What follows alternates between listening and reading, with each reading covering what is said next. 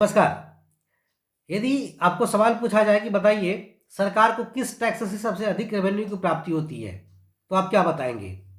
देखिए, सरकार को जो सबसे अधिक राजस्व की प्राप्ति होती है वो किस प्रकार के टैक्स से राजस्व की प्राप्ति होती है, ये कई बार कॉम्पिटिटिव एग्जाम में पूछे जाते हैं। तो कोई कॉर्पोरेट टैक्स लगा देते हैं, कोई कस्टम ड्यूटी लगा देते हैं, है ना। कई प्रकार के टैक्स होते हैं, लेकिन जब जीएसटी लागू हुआ तो ये आंसर बदल गया। तो यहाँ पर सब टैक्स में से सबसे अधिक जो रेवेन्यू आता है वो आता है गुड्स एंड सर्विस टैक्स से। किससे? गुड्स एंड सर्विस टैक्स से।